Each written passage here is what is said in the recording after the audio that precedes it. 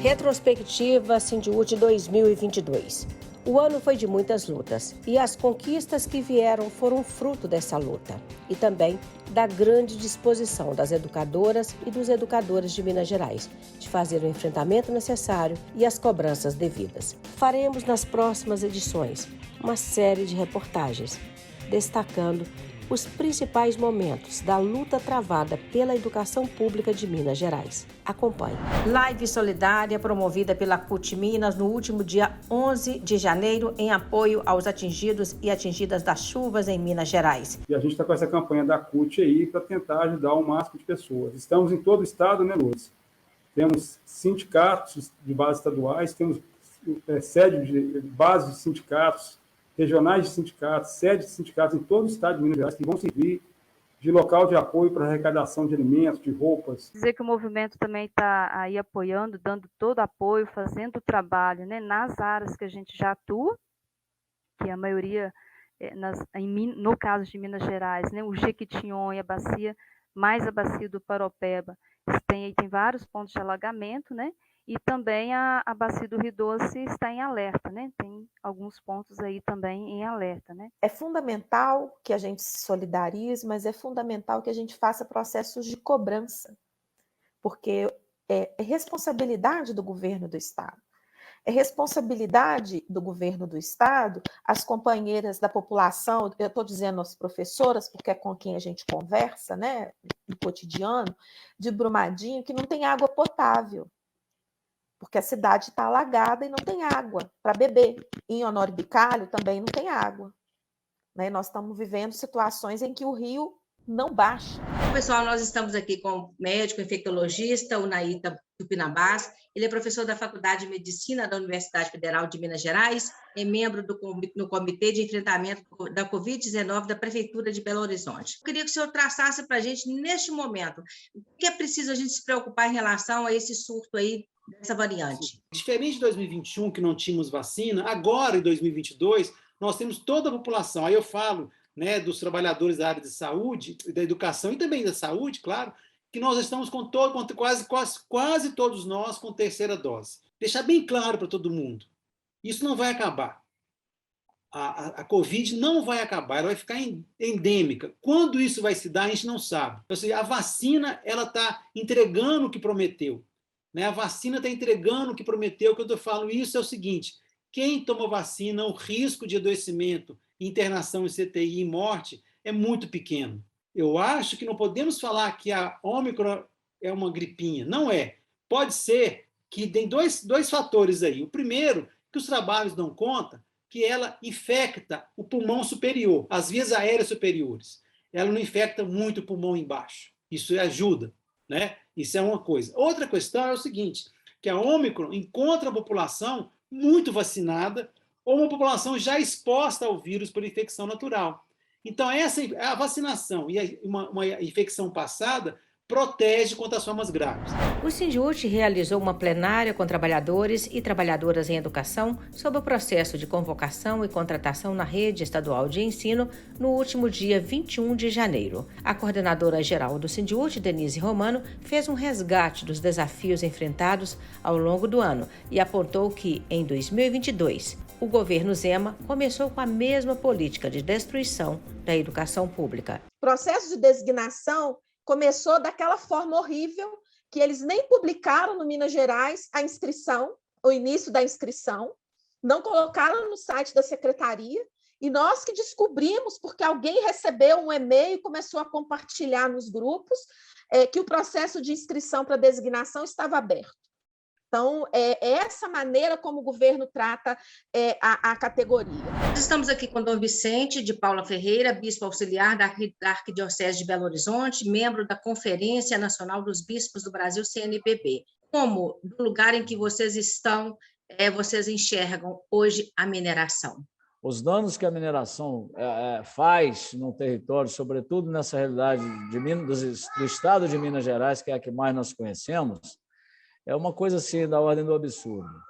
A gente vem de uma trajetória aqui em Brumadinho, da tragédia, crime da Vale, que matou 272 pessoas, destruiu toda uma bacia do Paropeba, e vai completar agora 3 anos, estamos aí preparando algumas ações, a gente percebe como é que é violenta essa presença, essa narrativa de uma mineração que representa, na verdade, um estilo global, uma globalização, é sistêmica, que só defende o direito de quem domina. Na verdade, 3 anos do crime da Vale e 3 anos que nós continuamos presos à lama de sangue. Né? Não passou, não acabou.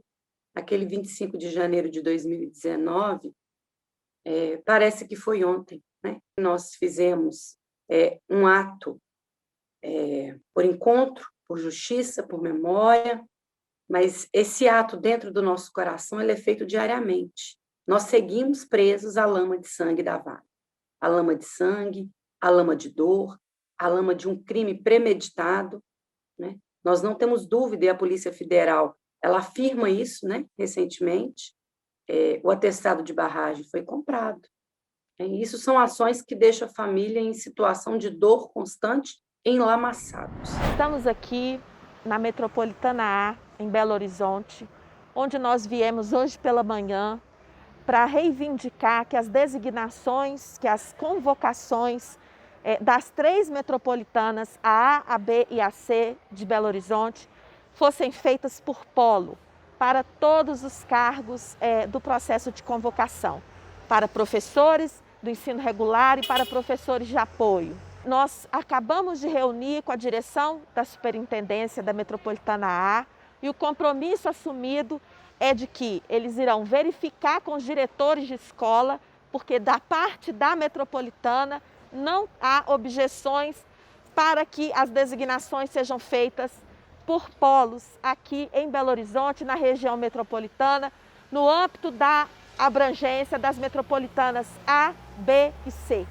Então, nós estamos gravando esse vídeo para prestar contas aos trabalhadores em educação que fizeram essa reivindicação ao sindicato de que, para transparência, para melhor fiscalização do processo e para que as pessoas não tenham que se deslocar de um lugar para outro com o preço da passagem muito cara, que nós tivemos um reajuste da passagem aqui em Belo Horizonte, na região metropolitana, para que as pessoas possam se dirigir a um local específico para o processo de designação.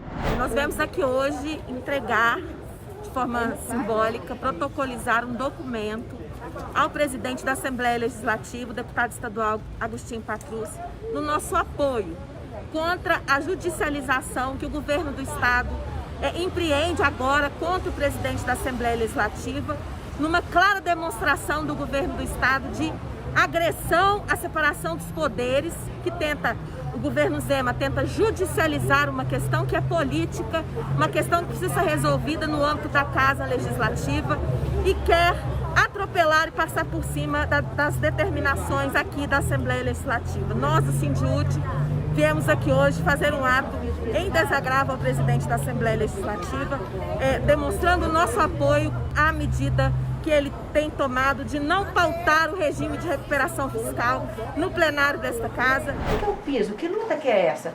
Piso salarial da educação, por que ele é importante? Nós temos 2 legislações estaduais que prevêem o piso para Minas Gerais, com a jornada de 24 horas, que é a prevista em Minas Gerais. A Lei 21.710, o deputado Rogério Correia nos ajudou na aprovação dessa lei em 2015. E também temos a emenda à Constituição, que nós aprovamos lá na Assembleia em 2018, também com a atuação do deputado Rogério, e sob a coordenação da Bia, que na época era coordenadora do Sindiúte. E nós já então avançamos na legislação em Minas Gerais. E o que nós temos aqui é um governo do Estado que não cumpre a legislação do Estado que governa. O piso salarial faz parte da identidade de uma categoria. Então, se você olhar através dos conselhos regionais, as diversas categorias têm seus pisos salariais, também têm suas jornadas estabelecidas em legislação e a formação mínima exigida para aquela categoria. Então, nada mais é do que você ter uma identidade enquanto categoria profissional. Tem recurso? Tem, porque nós garantimos o Fundeb, que é o Fundo de Desenvolvimento e Manutenção da Educação Básica. Então é importante a gente resgatar a história do Fundeb também. Porque na Constituição de 88 se estabeleceu que a educação pública, gratuita, era obrigação do Estado, dever do Estado, desde a creche até a universidade. Cada resposta do governo tenta pegar alguma situação para nos sonegar o que é nosso de direito, da categoria do trabalhador em educação, das 8 carreiras aqui no Estado. E penso que nós estamos hoje num patamar muito diferente, porque temos essas duas legislações, e o que nos falta é escolha, né, Rogério? O governo escolhe não pagar, ele escolhe não pagar o piso. Os recursos existem, o ano passado e todos os anos anteriores, sempre a denúncia que nós, e também o mandato da Bia, o mandato do Rogério, fazendo sobre a má utilização dos recursos da educação, os recursos que são vinculados. No final de 2021, o governo teve que admitir, né? Fez aquela utilização de recursos, o rateio de forma equivocada, rebaixada, mas falou durante o ano inteiro de que os recursos não eram suficientes e no final teve que admitir, né? Teve que admitir, graças à movimentação do sindicato da categoria, do mandato da Bia lá na Assembleia, teve que admitir, teve que fazer a contragosto esse rateio. E nós trazemos agora uma conversa entre o professor da UENG, Otávio Ferreira da Silva, com a professora Denise Romano, coordenadora geral do Sindiúti, sobre a profissão docente e o movimento sindical em Minas Gerais. No governo Zema, até hoje, 3 anos, 8 mil nomeações. Nós já tivemos uma média de 10 mil nomeações por ano, de 15 mil nomeações por ano, de 2 mil nomeações por mês, nesta média.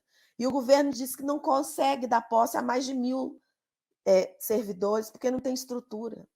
Sobre o piso, que é a nossa luta cotidiana, é o nosso lugar de fala dentro do movimento sindical. Depois de uma lei estadual que reconhece o piso para a jornada de 24, está escrito no parágrafo único da lei, que é o piso aplicado na jornada do professor de 24 horas na rede estadual de Minas Gerais. E está na Constituição do Estado, artigo 18A, que o reajuste do piso precisa ser aplicado todo mês de janeiro. E o governador não leu. O governador não conhece a lei. Quando foi empossado, botou a mão na Constituição do Estado e jurou que ia cumprir. Percebem? No último dia 15 de fevereiro, o Sindiúti realizou um Conselho Geral e também a Assembleia Estadual com indicativo de greve. A professora Denise Romano, coordenadora geral do Sindiúti, abriu o conselho do sindicato falando como a categoria terminou o ano de 2021. E foi um ano nada fácil para os trabalhadores e as trabalhadoras em educação. O governo teve que modificar o seu comportamento, e isso foi graças à nossa pressão, graças à pressão que a categoria fez no governo do Estado, todas as publicações, todas as aparições do governador nas redes sociais, sempre tinha lá uma turma que ia lá fazer a pergunta com a hashtag, né? Zema paga o rateio, Zema cadê o rateio? E aí nós conseguimos fazer com que o governo se mudasse de posição. Tem legislação de piso nacional, tem legislação estadual, a Lei 21.710. Você que está aqui no conselho, que não é professor, que não é professora, mas que está na educação, nas outras carreiras, ASBs, ATBs, analistas, analistas com função de inspeção, assistentes técnicos, as especialistas da educação, todos, de acordo com a Lei 21.710, têm direito ao piso. Hoje nós estamos recebendo a jornalista Daniela Arbex. Dos 5 livros, 4 ou já foram adaptados ou estão em processo de adaptação. E isso me deixa muito feliz, porque é a oportunidade da gente contar essas histórias que são necessárias e profundas e que nos fazem enxergar os vários Brasis para um número muito maior de pessoas. Muito corajoso da sua ousadia como documentarista, como escritora que investiga, toca numa situação muito sofrida, muito dolorosa, e que ainda tem muitas marcas muito aparentes e muito na nossa alma de mineiro, no nosso coração de mineiras, de professoras, de atingidas por esse crime. Ele mostra não só os bastidores desse crime, né, o maior desastre humanitário do Brasil, e você consegue acompanhar tudo o que aconteceu nas 96 horas seguintes pós-rompimento, quase que em tempo real, e também consegue descobrir, o leitor consegue também entender quais foram as decisões que a Vale tomou para chegar naquele rompimento de 25 de janeiro de 2019 a meio de 28. Então, ele é um livro absolutamente humano, mas que expõe as nossas chagas. Denise Romano, coordenadora geral do Sindiúti, foi convidada a participar do podcast Fala CUT Minas. E neste episódio, ela bate um papo com o presidente da Central Única dos Trabalhadores em Minas Gerais, Jairo Nogueira Filho. Senta para explicar bem como é que surgiu o Fundeb, né? Que essa política o Bolsonaro tentou extinguir o Fundeb, né? Sim. O Fundeb foi criado, primeiro era Fundef, né? Era Fundo Nacional de Desenvolvimento do Ensino Fundamental.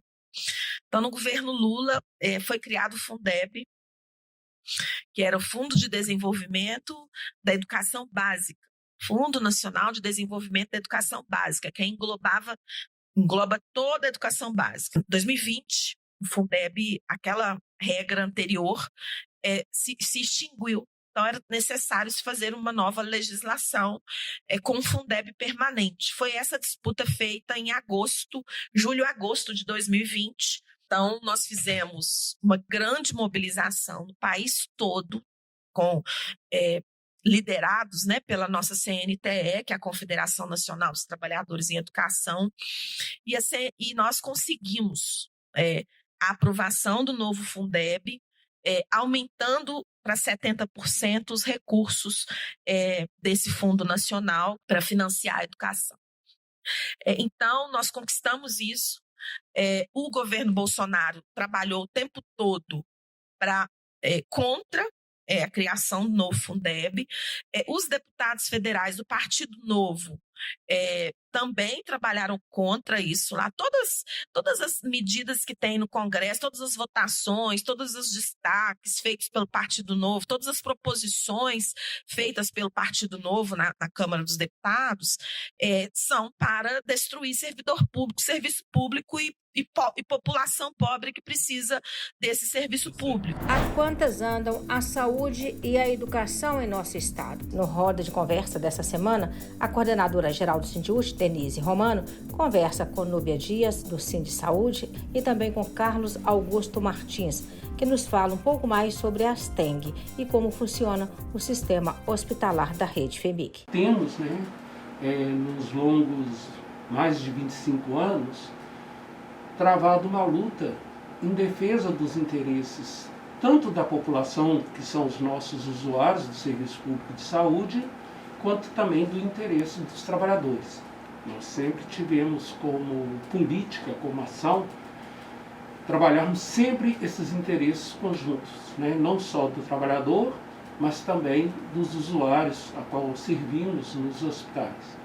E achamos que temos uma posição importante enquanto trabalhador nesses serviços, por estarmos lá dentro prestando serviço e vendo o que acontece nas gestões e que possa vir a prejudicar ou até trazer prejuízo para os nossos usuários, para a população. Existe um interesse enorme de acabar com a política de saúde dentro do estado de Minas Gerais. Vamos imaginar que hoje, nós estamos hoje com 65% dos trabalhadores e trabalhadoras do sistema estadual de saúde, principalmente aqueles que fazem parte da estruturação e organização desse sistema, eles estão em torno aí de 65% a 68% prestes a aposentar. Quem é que vai tocar o sistema? Porque a gente sabe que político não tem como tocar o sistema. Quem toca é o trabalhador efetivo. E mais, estão todos adoecidos, Porque se nós temos um sistema hoje funcionando e que trabalhou com tanta eficiência, para o fim dessa pandemia e hoje segura com os braços, para atender essa sociedade, nós temos um risco enorme que ele acabe. Um grande esquema de sucateamento da maior empresa de Minas Gerais e do país. A CPI da CEMIG na Assembleia Legislativa chega ao seu final e mostra uma série de favorecimentos suspeitos a empresários ligados ao Partido Novo, o mesmo do governador Romeu Zema. O que a gente viu na CPI machucou muito a gente, sabe? Então, assim, como mineiro, como algumas pessoas dentro do sindicato até brincam que nós somos donos da CEMIG 2 vezes, uma por ser mineiro e outra por ser hereditário, né? Então, a gente tem um apreço muito grande pela empresa. E o que a gente viu desde o início do governo Zema, Bia e Rogério, foi a tentativa de destruição da empresa e da destruição dos seus trabalhadores. É uma coisa assustadora. O que é convalidação, na verdade? Foi chamado pessoas para prestar serviço, chamado empresas para prestar serviço, e só depois, e às vezes meses depois, 6 meses depois, é que foram fazer o contrato. Isso não existe em lugar nenhum. Essa percepção que a categoria eletricitária possui e que tentava, de alguma forma, fazer com que isso viesse a público, que fosse publicado nos jornais, que fosse apreendido pela classe política de modo a permitir que a gente possa tomar providências para que isso pare de acontecer e que não aconteça em gestões futuras, é que, de alguma forma, a CPI acabou trazendo esse alento para a categoria que tinha essa percepção e esse anseio. Foram identificadas as práticas dos crimes de contratação direta e ilegal, peculato, corrupção passiva, improbidade administrativa. Esse, então, já é o resultado da CPI que investigou irregularidades na atual gestão da CEMIG.